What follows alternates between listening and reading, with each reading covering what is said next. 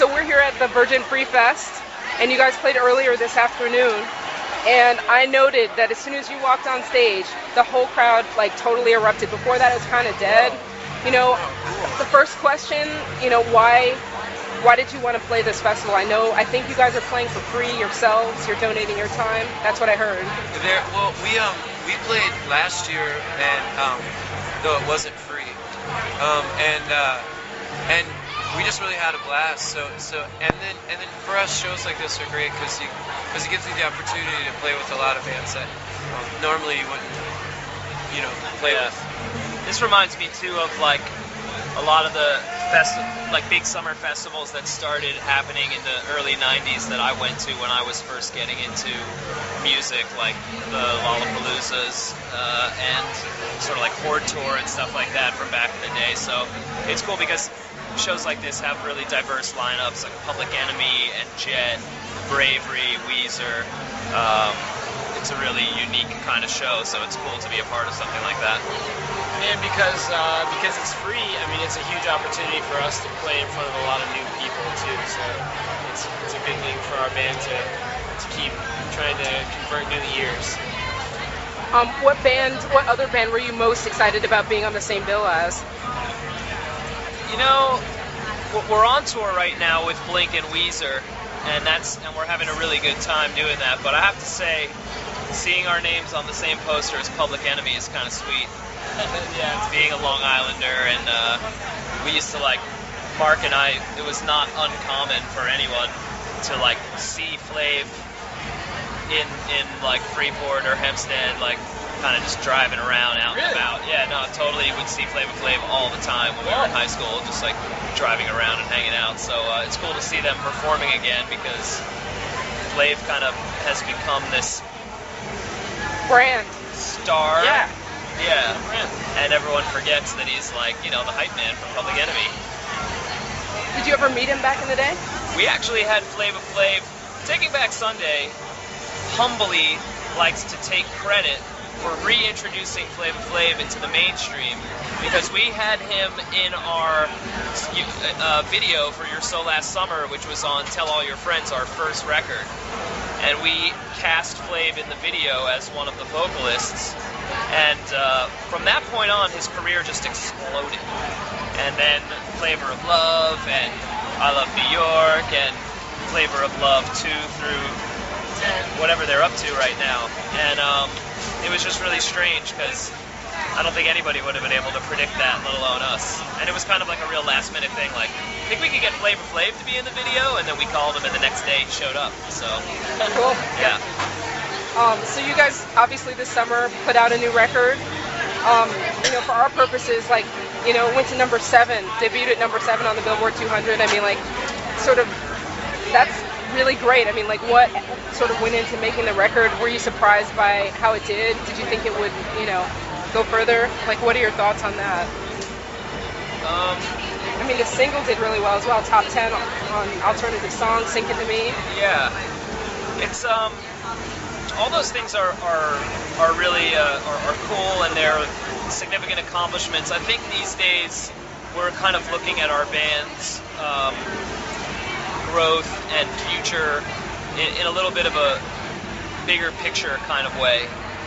It's no secret to you at Billboard.com that the record business, the business side of the music world, is getting kicked in the groin daily, and to still be charting and doing stuff like that is really cool. But like I said, I think we kind of try to measure what's going on with our band in a little bit more of a context of touring and playing, trying to make our live show the best that we can make it, and kind of building our fan base the same way we always have, which is just a real natural and organic thing, kind of going out to people and playing for them. Although being on the radio and making videos and stuff like that is another way to kind of expand your band. It seems to be something that is thinned out over the years. But yeah, anytime we release a record and it debuts like that, it's a pretty exciting thing. And not gonna lie, we're after that number 1 spot, but I know that it means something different these days than it kind of used to be. know. I think maybe number one still means the same thing. Yeah. But like the rest of the industry is screwed. Yeah, pretty much. Pretty much. So, I mean, this is kind of a little bit sort of off topic, but not really. So you guys basically formed 10 years ago, and we're coming to the end of this decade. And one thing that Billboard does, sort of at the end of every decade, is kind of look back on like what were the hottest records and like the most important things that happened in music. And we're going to be doing that this year too. So I'm just gonna like throw it out there, like what were the most important bands and albums for each of you guys in this decade that's about to end? I can't believe it already. In this decade. Right. I mean, isn't that weird to think? Like, Yeah. It's very weird. Should we just rotate? Should we just pass it around one by one and keep going? Sure, This decade. So that leaves out Nevermind, doesn't it? very much. So we're talking about That's a totally different We're technique. talking about 1999. records. Yeah. All can say. Yeah. Yeah. Kid A on. Yeah. Queens of the Stone Age, Lullabies to Paralyze. Songs from the Deaf Tune came out. Sure. 2003. Yeah, something like that. Dang, that's crazy to hear. This decade. Yeah.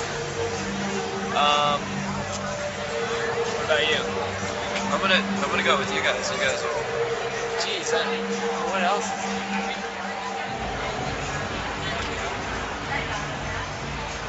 Absolution, Muse. Yeah. That record pretty much knocked a big ding in the face of rock and roll. I think is a pretty significant accomplishment for them. William Shatner. He didn't come out with anything this decade, did he? Yes, he did. Yeah, he did. Oh, yes, he did. Oh, but he did. Ben Folds did all the music, actually. Oh wow. Yeah. Music is sick. So now we're finding out about your guilty pleasures. I'm a secret Star Trek Shatner fan, guys. I didn't want to tell you here and now. That's but crazy. I think the Bjork's Volta record was pretty incredible. Cool, that's a new one. That's like Yeah. 5 minutes ago. Yeah. It's so hard to figure it out because so much I of the just want to music. go through my iPod. Yeah, you really There- need it handy. Yeah, it gives you the invention of the MP3 player gives you so much music that you can listen to at any moment, all the time, that you feel like all of a sudden it's like, okay, what have you been listening to? And you're like, everything. But what did we listen to last night? Crazy stuff. Yeah, like Steely Dan. And Yeah, Stevie Wonder. Stevie Wonder needs to make a record. That would be great. I wouldn't be surprised if he does. I mean, it's kind of weird. I mean, my next and last question is just kind of about like this summer. Yeah. It's kind of weird to talk about this decade or whatever because this summer has kind of been the summer of like Michael Jackson's music. Yeah. After he died, I mean, you can't go anywhere without hearing it. So it's kind of weird that that's suddenly part of this decade. Yeah. I don't know. Like you're saying, like spin the iPod. It's Yeah. one of the best-selling things like right now, like by a mile. One of those people who touched everybody. But so the last question, I guess, is so it's been a crazy summer. You started your summer, actually your spring, by breaking your foot, which sucks. Well, I didn't start it that way. We had a couple good tours. I got a little sick on our May-June tour. Adam did too. But I kicked off like midsummer. The second half of summer was started with a broken foot. So the question is, like, tell me something. I guess I do have one after this, but tell me something crazy, like craziest thing that happened to you this summer. Like, I don't know, you like ran into Elvis or something, like something nuts. Something just like, I'm in Bizarro World, I'm on something. I mean, the real Michael's passing is pretty obvious, but it was one of those like epic international, the whole planet moments, like if the last one of those was 9/11, then certainly the most recent one is the passing of the most famous person of all time and the biggest pop artist of all time.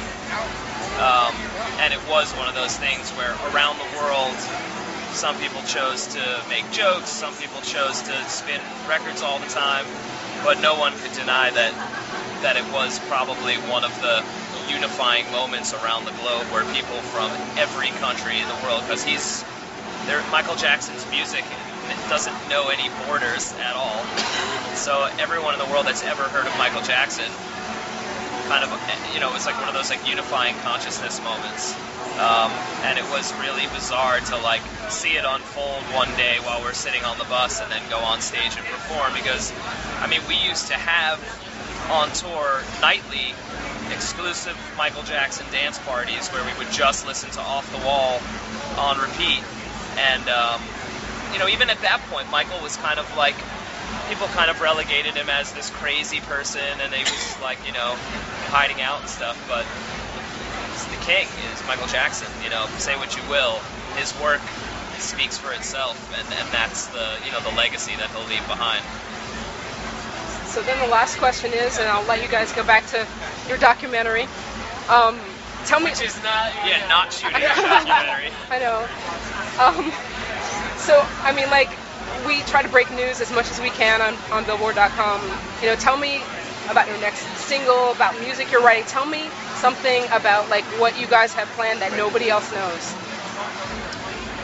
Well, should we New talk tour about to- Where My Mouth Is? Our next single is called Where My Mouth Is. Do you have a date? No date, no. But we're gonna do a video for it real soon. And we're gonna be on a show called Yo Gabba Gabba, which is a rad children's show on Nickelodeon. And we did a song. I don't want to spoil the song, should I?